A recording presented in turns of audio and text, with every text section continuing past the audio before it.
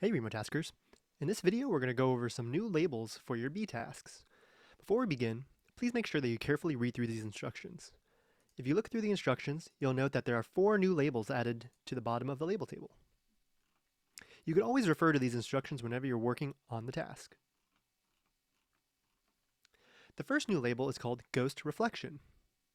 Any LiDAR points that are reflections of physically real objects should be labeled Ghost Reflection.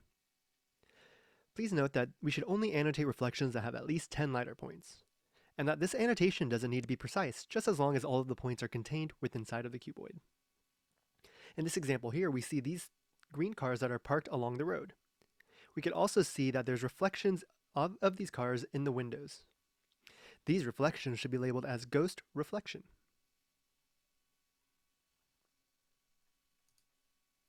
The next new label is called Ghost Sensor Artifact.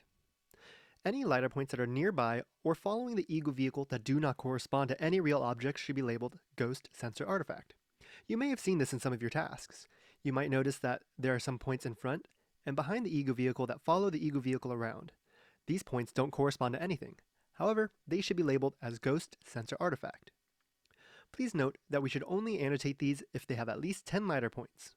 Again, this annotation doesn't need to be precise as long as all of the points are contained inside of the cuboid. Also, please note that if these points are moving because the Eagle vehicle is moving, this cuboid should be dynamic. The next new label is called Ghost Retroreflector. Any visible LiDAR points that are caused by echoes or LiDAR points hitting these reflective cat eyes or other road markings should be labeled as Ghost Retroreflector. Please note again that we should only annotate these if they have at least 10 LiDAR points.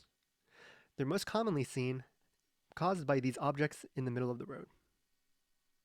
Again, this annotation doesn't need to be precise, just as long as all of the points are within this cuboid. Finally, the last label is called Ghost, Dust, Spray, and Smoke. These are any visible LiDAR points that are caused by dust, spray, or smoke particles, and these should be labeled as Ghost, Dust, Spray, and Smoke. In this example here, we see dust coming off of this car's wheels. Here we could see a car driving through a puddle, and here we could see smoke coming outside of a car. All of this needs to be annotated if it has at least 10 LiDAR points. This annotation does not need to be precise, just as long as all points are within this cuboid.